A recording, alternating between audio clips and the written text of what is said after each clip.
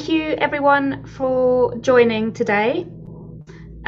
We are going to, just a heads up that we're going to be recording this webinar, and I'm just going to take you through some housekeeping points for today. So my name is Ingrid Abrichera. I'm the Head of Accelerating Innovation at NASP, and I'm just going to be in the background today. So we are going to be hearing from Nick Gitcham and Carrie McKenzie, and they're going to speak first for about 25 minutes, half an hour, and then the rest of the session will be a question and answer session. So do leave your comments and your questions in the chat, and I'll gather them together and pass them on to Nick and Carrie. And please do stay on mute while people are talking. There'll be an opportunity later to hear your questions. If you want to keep your camera off, that's fine, but we do like to see people, so maybe at the question time, maybe turn it back on. We do have live transcripts of the session, so for those of you who use that functionality, you can turn it on at the bottom of your screen. And that's it. I will hand over to Nick. That's super. Thank you very much, Ingrid. That's great to be with everybody this afternoon. Very, very warm welcome. This is one of the first webinars for the Accelerating Innovation in Social Prescribing Learning Community. The Accelerating Innovation in Social Prescribing initiative is a partnership between NASP and Royal Voluntary Service and NHS England and Improvement. So we're really thrilled to be involved in this partnership. The aim of the programme is to really encourage and support national voluntary organisations to play their part in the social prescribing movement. We are really interested in the ideas and the contributions that people bring. We know that many organisations are already well involved in local areas and nationally in social prescribing. And so welcome to old friends, and a warm welcome to new people that are joining us this afternoon. So the integration accelerating innovation programme is not just about new initiatives. It's actually looking for new ways of working, and it's also looking at how we can develop new partnerships to really reach people who are most at risk of health inequalities, and use social prescribing as a way of enabling people to have more choice control over their lives and to improve their health and well-being. So really fantastic to be with you and to look at how we can really help communities, local communities, to thrive. So thank you for joining this community of practice. It is fantastic to see so many brilliant organisations on the call today as you're putting in your chat, and really encourage you to sign up. Over the next few months, we're going to be offering a range of different support options and building this community together with you. We'll be looking at ways to get involved, which are enabling you to connect, learn more about social prescribing, and have thinking spaces to think about new ideas and what we can do together. Today, the first of these sessions is on the role of integrated care systems, which is very timely given the passage of the bill and going through government. And it was the most popular topic that people asked for as you were all signing up for this, to this community of practice. And social prescribing relies on strong cross-sector partnerships across many, many different sectors, whether it's housing, whether it's the environment, whether it's the arts or sports, or other practical ways of addressing social determinants of health. And the role of the voluntary sector is absolutely critical in terms of really supporting communities to thrive, and really ICSs to have that intelligence of how to support people better. And when we talk about the role of voluntary sector organisations, we're really wanting to build a very broad church. So we know that it's really critical to engage small community grassroots organisations. It's also really vital that we work together with national organisations that have that reach and are often working locally as well, and to build everything in between. So we're really warm welcome. We're looking forward to building this with you. Enjoy the session. I'm thrilled to have our colleague from NHS England, Carrie, with us today for the Voluntary Partnerships team. And I'd really encourage you, as you go through, to put your comments and questions in the chat. Cara is going to set out what integrated care systems are. I guess the one thing I would say is this is work in progress. We are building this across the country, and places will be at different parts of their journey. So enjoy, and I'm going to hand over to Carrie, and great opportunity to learn about integrated care systems, and then I'll just set the scene around social prescribing at the end. So over to you, Carrie. For that introduction. So I work closely with Nick in NHS England, NHS Improvement, and I sit within the voluntary partnerships team. Next slide, Zoe.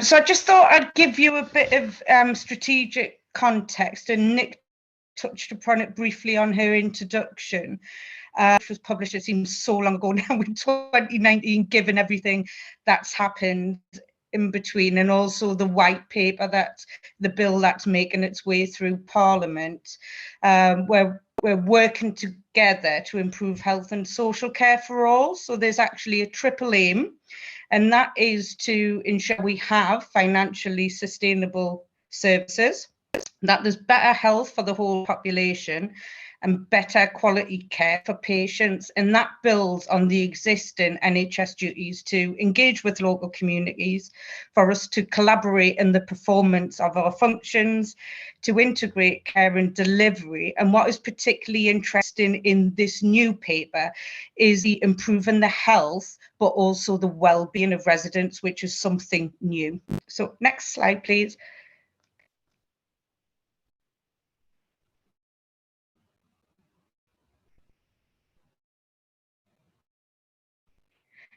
Excellent. So a bit about the team. So I sit within the National Voluntary Partnerships team, and we're responsible for developing and maximising in NHS England programmes and activity, national, regionally, and within integrated care systems. And that's what I'm here to talk to you about today. So that's just a bit of an outline there in terms of the NHS long-term plan commitments and the ICS design framework.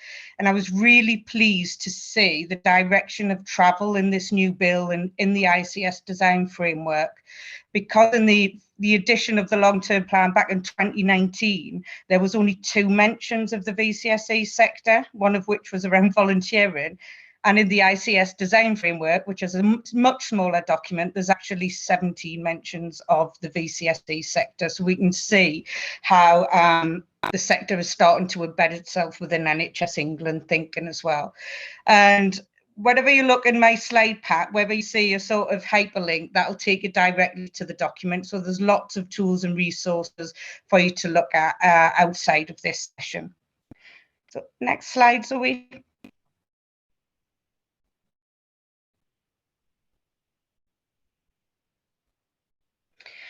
So a bit about the voluntary sector. I use these slides generally for a lot of our ICS partners, but I think sometimes it's nice for those within the VCSE sector to know what we're working with. So the NCVO Almanac, there was around about 166,592 voluntary organisations in the UK, contributing a huge 18.2 billion to the economy. And what I think is the really interesting statistic here is that 9 in 10 UK households have actually accessed a service delivered by a voluntary organisation. Next slide, Zoe. And we tend to lump the voluntary community sector in with social enterprises. It's probably because it makes that nice short acronym, but they are very different beasts. So social enterprises are actually businesses. They're set up to make a surplus, albeit they reinvest that surplus back into their aims and objectives. But there's around about 100,000 social enterprises in the UK. A significant proportion of those are actually delivering health and care services. Many were spin outs when foundation trusts were created. I think it's around a third of all community-based health services are delivered by a social enterprise, and 67% of out of hours services were delivered by social enterprises. And I think last year, the Care Quality Commission showed that 96% of social enterprises actually generated a surplus, which is great because they're showing value for money that's reinvested in supporting people. And again, the huge part of the health and social care workforce with more than 2 million employees and generating 24 billion to the economy. So next slide, please.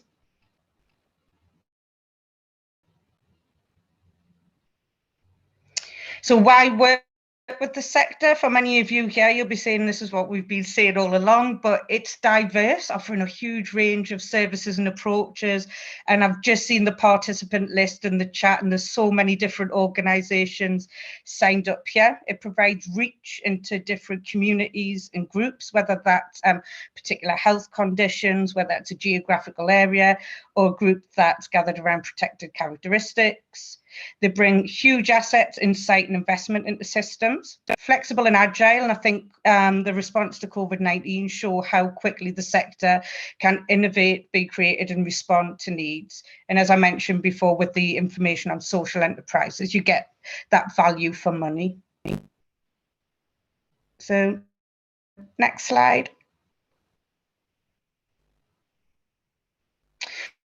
So in terms of integrated care systems, well, there will be 42 integrated care systems. They are partnerships which have 4 purposes, which are improve population health, tackle unequal outcomes and access, provide that value for money and help the NHS to support broader social and economic development. So by April next year, there will be a statutory ICS in 42 areas, and these will be stronger partnerships in local places, and there will be system-wide strategic commissioning. So if you want to find out more about your local ICS, you can click on this link, and then, not that I'm biased, but the colleagues in North East and North Cumbria ICS have done a brilliant video clip about the role of the sector in the ICS and why it's important to the sector as well. So next slide. So this is what an integrated care system will look like. So this is the structure, and I know Nick touched upon the role of the sector in social prescribing and the importance of those community-based organisations. So we'll start at neighbourhoods. So you may have heard of primary care networks. So they are partnerships bringing together various primary care providers with a focus on social prescribing and asset-based community development, as well as population health management and health promotion. Next, you'll have heard is PLACE. So these were previously called integrated care partnerships, but they're not anymore. You may hear of them as just place-based partnerships, and I'll explain why in a moment.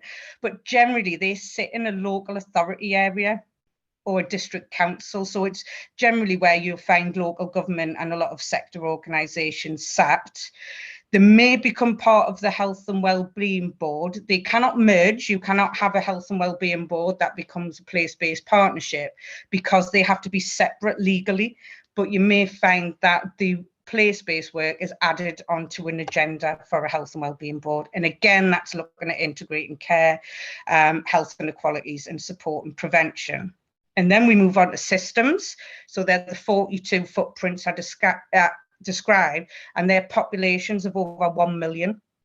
And you'll have heard that there's a new integrated care board. So that's a new statutory organisation. And if you just think the ICB, because you'll hear that, is just delivering the NHS services, and that will subsume the role of clinical commissioning groups. So if you work in a particular area and you have a CCG, so say for example you are in Rotherham, you have Rotherham CCG, in April next year you won't have that. What you'll have is South Yorkshire Integrated Care Board. And then what sits alongside that is a statutory partnership that brings together various partners, including the voluntary community sector, to address some of those wider determinants of health and well-being. So next slide, please. So in terms of the role of the sector within that integrated care system structure, well, as you can see here, the sector is a vital cornerstone of a progressive health and care system. And this information is lifted directly out of the ICS design framework. 3 functions, I think it's generally easier to look at the 3 functions. One is around governance and decision making. So ensuring the sector is that strategic partner and is embedded within the new and emerging structures. 2 around service and pathway redesign and delivery. And then thirdly, around providing that reach, not engagement, but that reach into those communities and to help address those wider determinants of health. Next slide. So this is a bit more in depth around the role of the sector within an integrated care system. So as I mentioned before, at that neighbourhood level, around about 40, I can't see my exact quote, is it around 43% of VCSE organisations are classed as hyperlocal and operate at neighbourhood level, but that's a turnover of less than £10,000. I've just recently set up a charity and we had to generate £5,000 before we could actually become formal. So recent stats from the National Lottery are there's around about 800,000 organisations who operate what they would call hyperlocal or under the radar. So ones that don't generate more than £5,000 per year, and they're really key to supporting asset-based community development. And then if you look at place, so that local authority level, 83% of the sector actually deliver at this level with turnovers of less than £100,000. So some of the larger charities are very rare, make up a really small proportion of the sector overall. So it's really important that the sector is embedded at that neighbourhood and place level as well. And then again, at system level, that's where we see some of the larger organisations, such as the Richmond groups, are ones like housing associations that have larger system level footprint engaging at that level.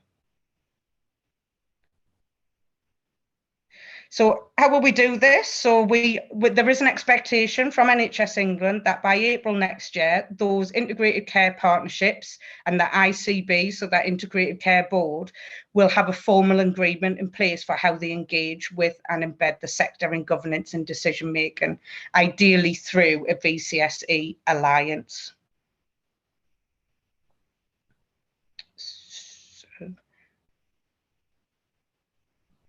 Yeah, so I currently oversee a national development programme that's supporting the development of VCSE alliances and ICSs. So these alliances enable the sector to come together and work in a coordinated way, provide the ICS with that single route of contact and engagement with the sector, as well as better positioning the sector within the ICS. So next slide, please. So this is a visualization. So in the recently published NHS guidance on how to work with the VCSE sector or how to develop partnerships, you can see here that structure I outlined before, where you have neighbourhood level, the place level groups, and what we're focusing on over the next 6 months is the development of those VCSE leadership groups at a system level. So what we're finding is this model has been adopted in around 12 ICSs. So they're building on what's already there. They're building on their existing place-based leadership, their local infrastructure organisations, and then coming together at that system level to ensure the most relevant VCSE organisations sit on the various workstream and strategic boards. So you will find some that may be sat on personalised care boards, mental health boards, things like that. Next slide. So this is how it works in action. So this is an infographic of Northwest London, and I quite like their model because they've actually built on the neighbourhood. So I like their triangular approach, but they didn't share this till after we printed ours. But as you can see there, you're taking tier 1, which is always that neighbourhood approach, building on those community groups who are feeding into the work at that borough level. And then again, building on that is how they're embedding the sector in those Northwest London ICS structures. structures. And what happens at that leadership level is they broker and champion on behalf of those neighbourhood groups, because to be honest, a lot of those smaller groups, A, won't have the capacity, or B, the interest to sit on some of these strategic boards. So they're building on the sector's own strengths. So next slide, please. And this is just some examples of how it's worked. So they've done some great work around high intensity users. I think they won a Health Service Journal Social Prescribing Award for their high intensity user and social prescribing project. The capacity of the sector has been boosted, so they've actually shifted 1.2 million from that acute sector in Hillingdon into the sector to provide support for hospital care, alongside some of the savings that it's generating for the ICS, which is huge because that ICS, I think, has one of the largest budget deficits of all the ICSs. And they've just launched, so they've now merged together as a sort of big charity, and they've just got a new website. So have a look on there at all of the great work that they're doing. Next slide. So how can you get involved? I'd seen there was some questions in the chat about what does this mean for us as national partners. What I say is don't worry, this hasn't been signed off yet. The ICSs haven't been established, the ICBs aren't established, and this is just the start of probably a 3 to 5 year transformation. These alliances will not be the only route to engage with the ICSs. And when we talk about the ICS, we mean hospital trusts, we mean this. So we're just about to commission a piece of work to develop a navigation tool for VCSE partners. So if you're a national organisation, how do you link in? If you're a health specific condition, where am I best placed? What we see is if you've already got existing relationships with trusts, with your CCGs, carry on as you are, because I imagine they won't change so much. If you have for example, I can see Bernardo's, if you have a lot of local groups, it may be that you reach out and join your local infrastructure organisation. So you get on their mailing list, you can join some of their networks. And we're about to do a piece of work with National Voices and NAVCA, exploring how national partners link with their VCSE alliances. So I'd like to extend that out to NASP as well and work with us on that. And then finally, to find out more about what we're doing, contribute to that, please join our working in partnership with the VCSE Sector Futures platform, and you can share ideas, learn, and just find out more. And I'm going to stop there, I think, or have I got another page of there you go, lots of resources. I'm just sort of whizzing through because I appreciate it's a lot of slides and a lot of information to take in. But yeah, any further questions, let Ingrid know, or just put them in the chat and I'll pick them up in Q&A. And I think that's my cue to hand back over to Nick, and hope the technology's fixed. Thanks, Carrie, and thank you everyone for bearing with us. I'm sure Carrie and I would record it again if we need to, and we'll certainly check the text just to check that it's all correct. So just a few more minutes then on social prescribing and integrated care systems, and then we'll be opening it up for questions. So Ingrid and Zoe are looking at the chat, so please post any of your questions there, and we'll answer what we can, and we'll take back suggestions or questions that we can't. So if I could just have the next slide. So I think I just wanted to take the opportunity to just set out where we're at with social prescribing, because many of you, apologies if you're on this call and you know already, but just in a community of practice, it's always important to make sure that we've got shared understanding of where we are now and where we want to go forward. So I just thought I'd just give a little bit of context. So at the moment at NHS England, we're rolling out social prescribing across the country through the integrated care systems. And one of the ways that we're doing that is rolling out additional social prescribing link workers in primary care. So social prescribing didn't come from the NHS, it came from a very strong community of practice from the voluntary sector and local authorities. But its potential to transform health and care, the way we deliver health and care and build local communities is really, really powerful. And that was certainly seen and adopted within the long-term plan. So social prescribing is not something that's just nice to do. You know, it's very much part of policy. So it's in the long-term plan where we've got a commitment to for over 900,000 people to benefit from social prescribing referral by 23-24.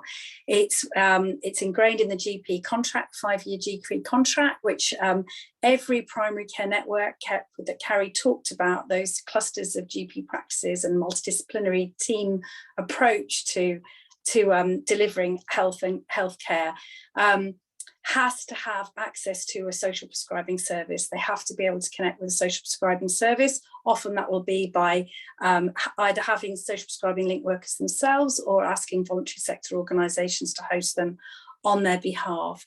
And also the increase of social prescribing link workers. So we're aiming for over 4,500 by 23-24 across the country. That's part of that 26,000 extra primary care professionals that's in the Conservative manifesto. So making really good progress in rolling out link workers across the country. We've now got, I've just got the September figures, over 1,600 link workers, and as only 70% of primary care networks inputted to the data this time, we're confident that we've got more than that. And it's well ingrained in the operational planning guidance and all the way that we work with the with these integrated health and care systems.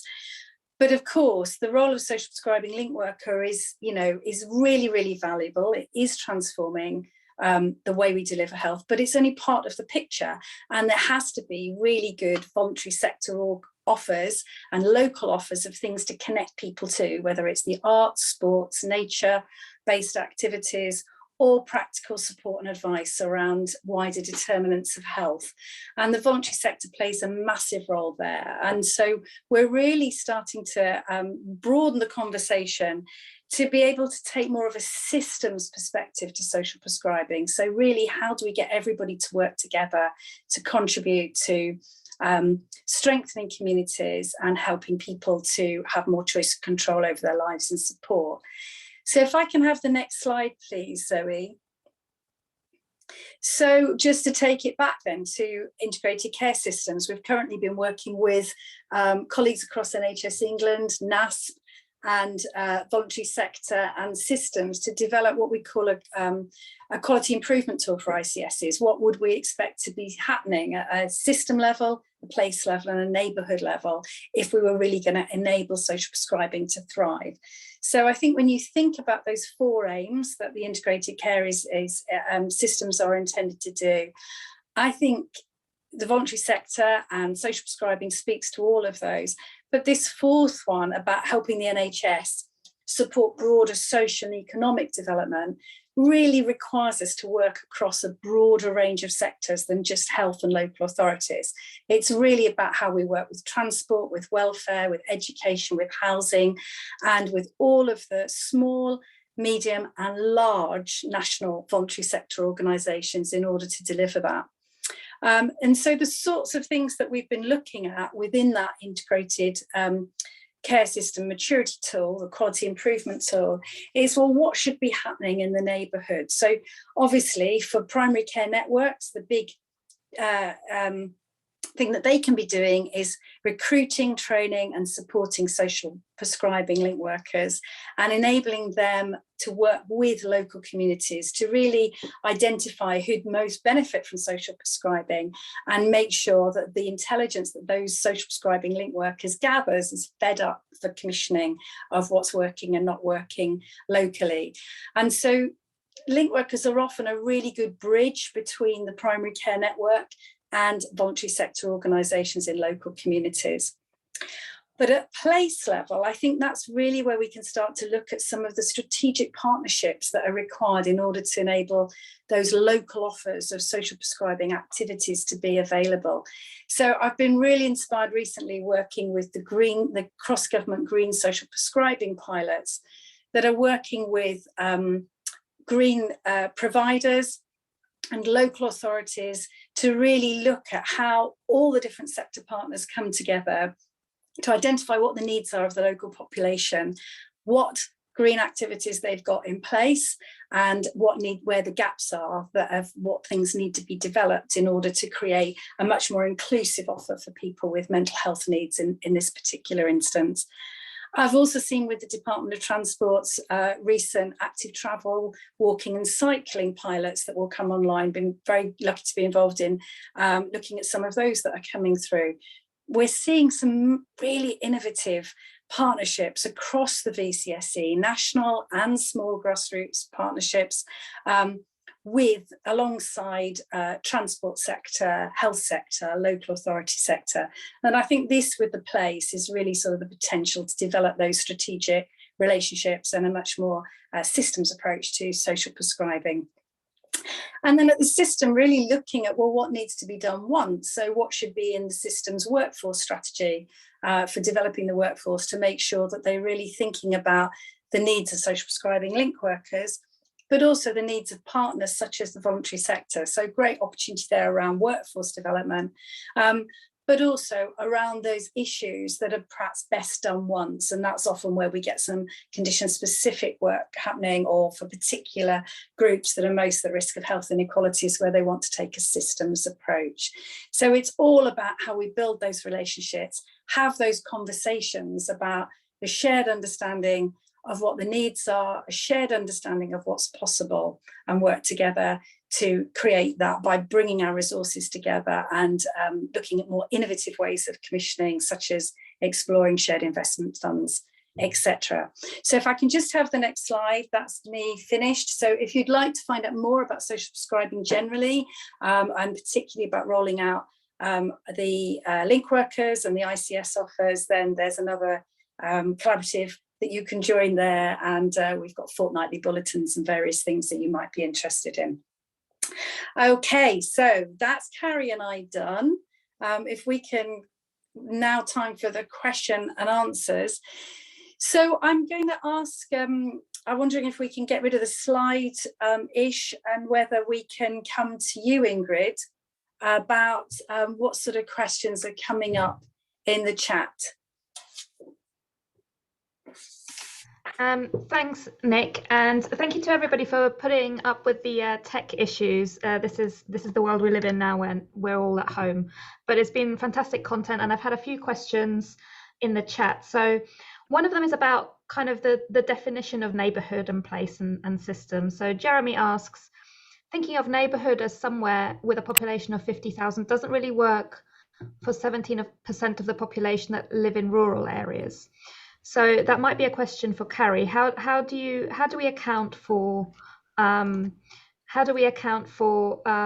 neighbourhoods that are actually very spread out geographically? Very good point. It's a really good point, and to be honest, I'm not sure. For me, when I hear the word neighbourhood, and I've spent many years in community development, it certainly wasn't a population of up to 60,000 people, because your neighbourhood, I would have it can be your street, can't it? It's very subjective what the neighbourhood is, and I think they're only gauged. So if you're working in a particular rural area, you may have a different approach to this. I know some of them aren't necessarily developing strong places because that's not how they work, and because they've got a county council footprint. Generally, where the co-terminus, so the ICS, is the same as their sort of county council, because they've already got that infrastructure. So I'm happy to put Jeremy in touch with some colleagues in Lincolnshire who've done some great work on this, who are really inclusive and really driving this forward. It might be worth having a chat with them as to how they've approached reaching some of their more rural communities. Thanks, Carrie. Carrie, that's really useful, and I think maybe if you put us in touch as well, we can feed back to the whole group as well about that case study. There actually have Jeremy had another question, well, a couple of thoughts about how this applies in rural areas. So, for example, link workers, who are very much the linchpin in social prescribing.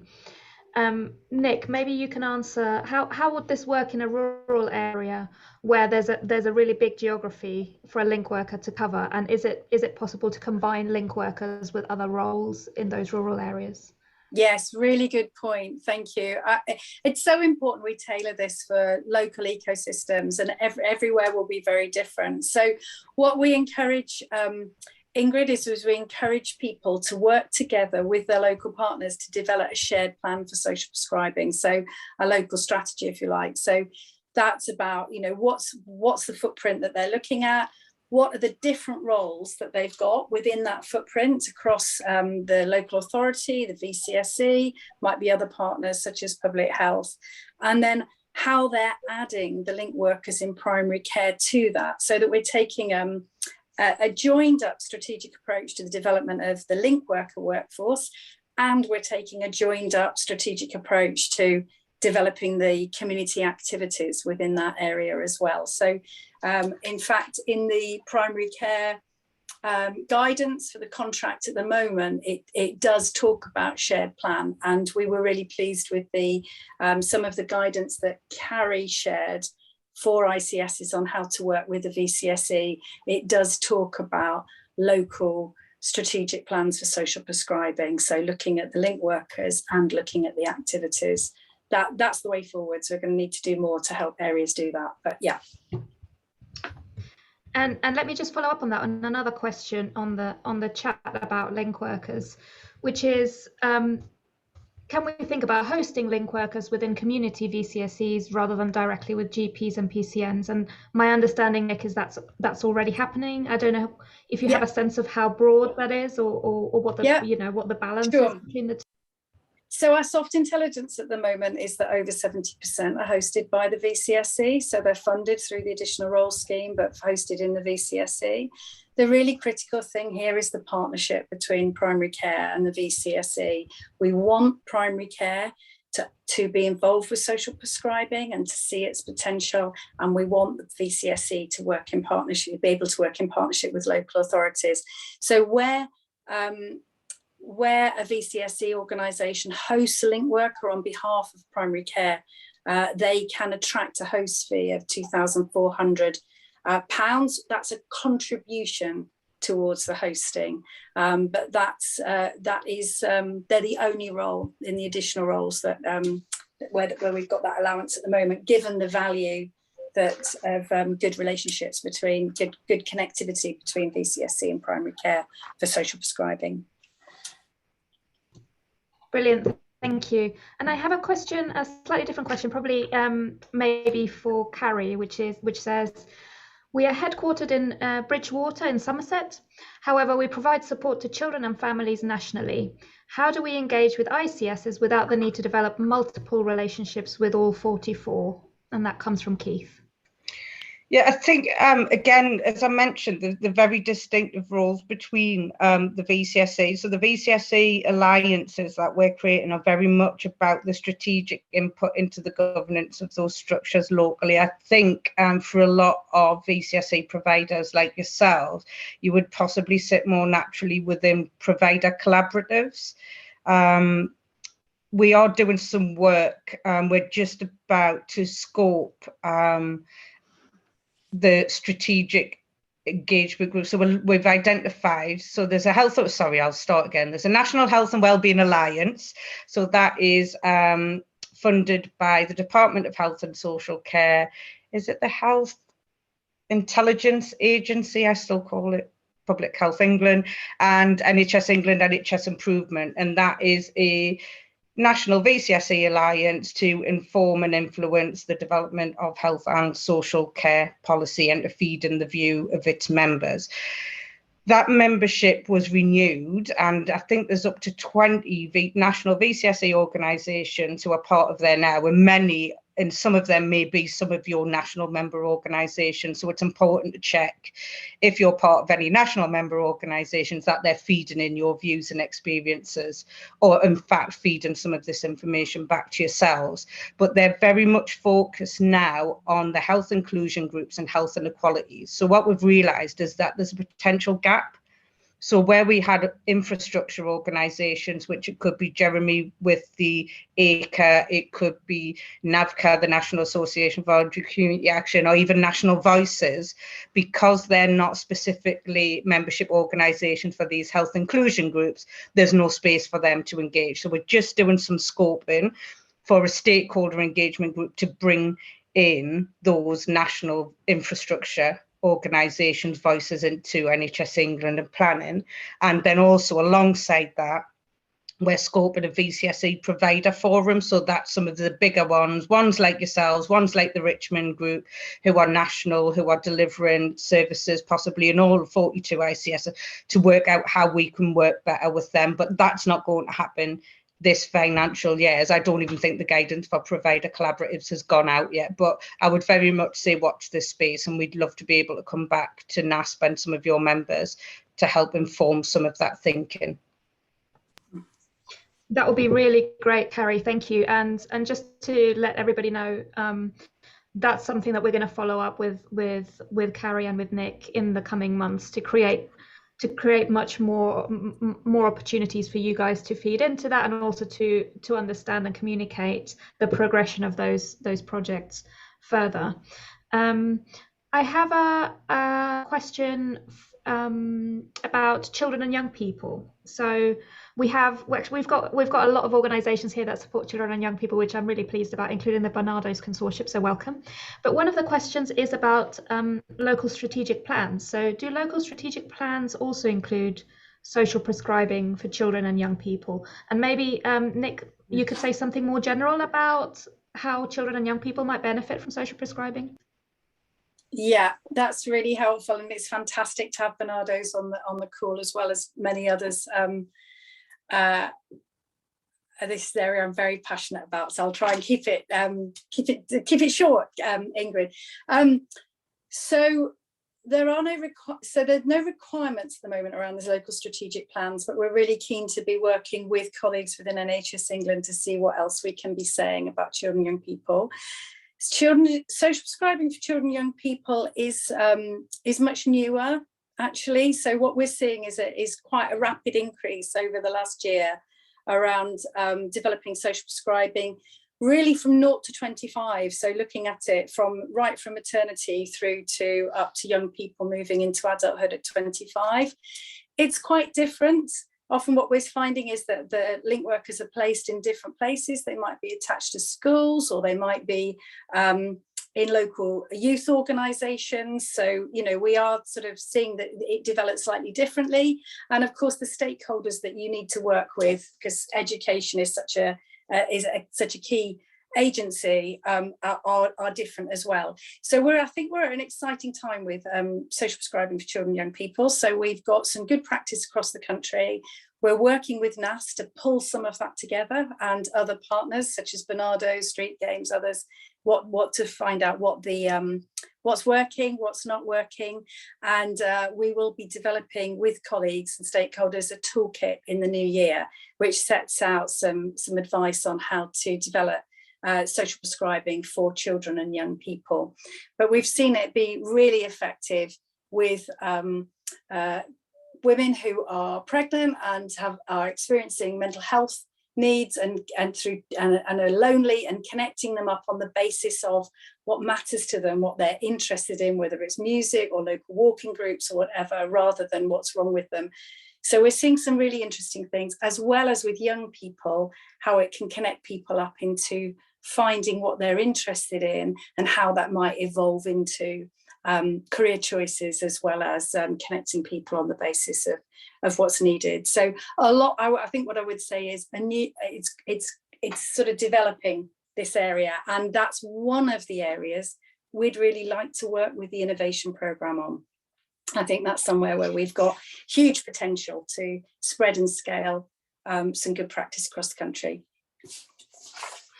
Thank you, Nick. And in case, for those of you who don't know, we do have another webinar next week on children and young people and social prescribing. So if you haven't signed up to that, it's at the same time, I think it's next Tuesday afternoon. So Zoe we'll circulate the link, but Zoe, if you've got the link handy, you might you might be able to put it in the chat. There are some great questions in the chat, and I'm just I think everybody's sick of listening to me read out your questions. I'm just going to go to you guys now. And Melissa, you had a thought and a question about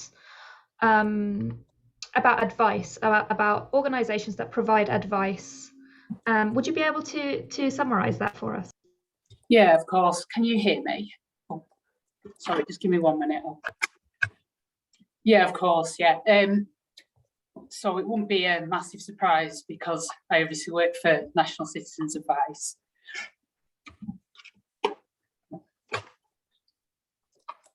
I'm not sure if you can hear me. Apologies. I think I've interrupted you when you're in there. Are you on a walking treadmill desk?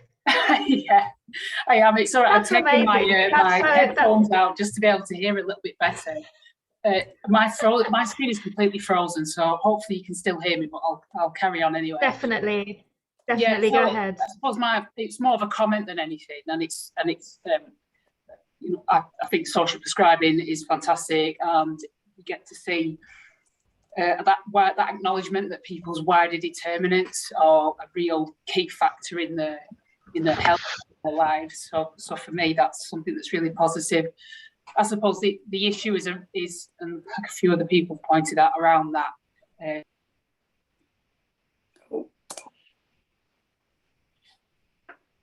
Hello? We have sadly that's lost one of Melissa. I would absolutely love a walking desk. I think that would be brilliant. But yeah.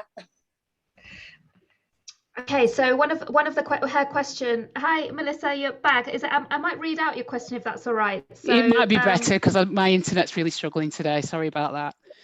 Yeah, so it's about how do we integrate offers of support and advice into social prescribing? So, for example, the kind of advice that Citizens Advice give, and Melissa mentions the report by Bromley by Bow, which suggests over 50% of referrals go to advice organisations. So, how can we make sure that that's part of the mix when we're talking about the benefits of social prescribing? So Ingrid, we often talk, when we talk with NAS partners as well, about the 4 pillars of social prescribing. So we're often talking about nature, sport, exercise, but also the practical advice and support that helps to tackle wider determinants. So it's absolutely a critical area. And I totally agree with Melissa. It's one of the biggest areas that social prescribing link workers would tell you, is what people need.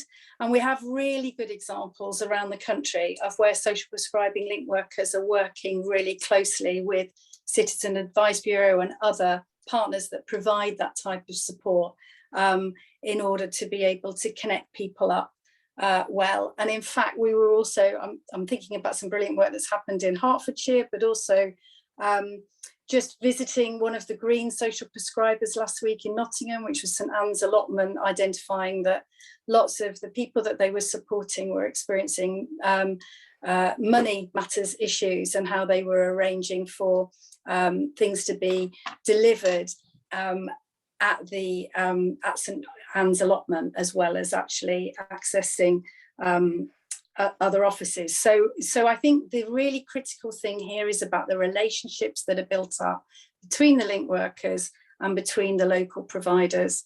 And I think when we talk about a local strategic plan, that's the sort of thing that we would expect to be mapped in terms of what's available. And thank you, Melissa. And I think it's also our job at NASP and RVS and at the programme to just tell those stories of where advice really makes a difference to somebody's well-being, and where some of those organisations who are sometimes not really counted as part of someone's journey are really, really important. So we're going to be doing that as well. I'm just aware of the time, and I'm not going to pick on anybody else. Melissa, you were just a little experiment, but there have been a few questions about, well, basically about voluntary sector sustainability and how do we fund all this.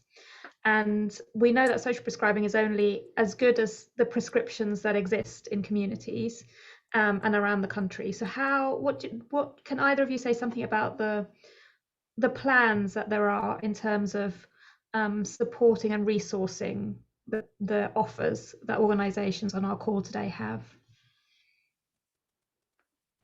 So is this, Ingrid, about, sorry, I was answering a question on the chat. So is this about how we fund social prescribing offers? Yeah, Yes, how we fund the provision of those activities that are of those prescribed, activities. that support. So I guess I'm going to say what I've said before on some of our NASP sessions.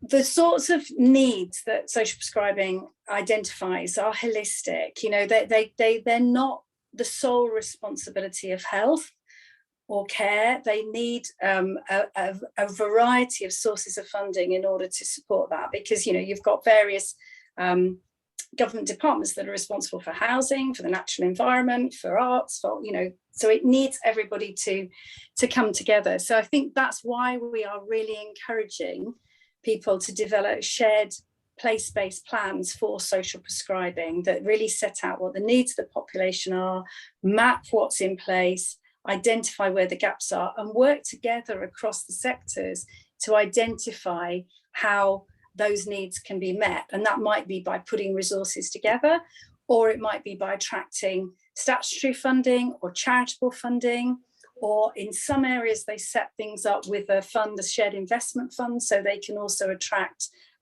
corporate social responsibility funding or whatever. So actually looking at creative ways to get to really understand what the needs are, where the gaps are, and therefore and what ranges of how those can be funded through people working together and attracting a range of sources of funding.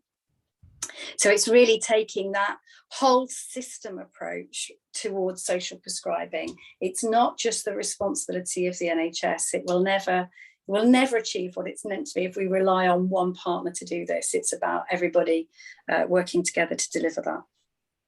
So Carrie, I don't know whether you've got anything you would add there. Yeah, I was just adding in, just in case we ran out of time, that we're just about to undertake a piece of work with the King's Fund, exploring some of the barriers to embed in the VCSE and ICSs. We'll be focusing on data insight and intelligence, so that'll be no surprise to many of you, especially around social prescribing, around utilising some of that, I'd hate to use the term soft, but some of that more qualitative data to inform population health management and service design.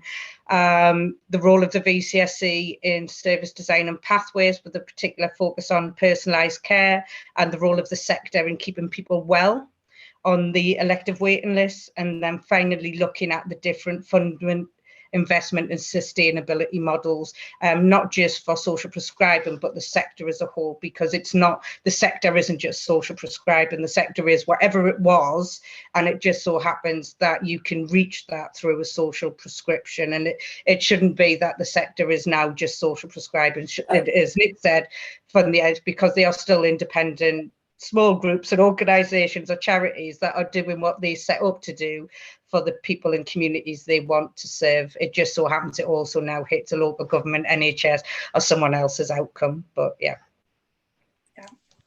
Thank you, Carrie. That's really useful. Do you have a sense of the timing for that King's Fund? Nope, I'm having my inception meeting with them next week. That's based on the programme evaluation of the VCSE leadership programme. So I'm meeting with them next week. So we're hoping to have some roundtables in the new year for each of those. So again, I'll send the invite out to you, Ingrid, for some of the colleagues here who may want to join one or all of those roundtables.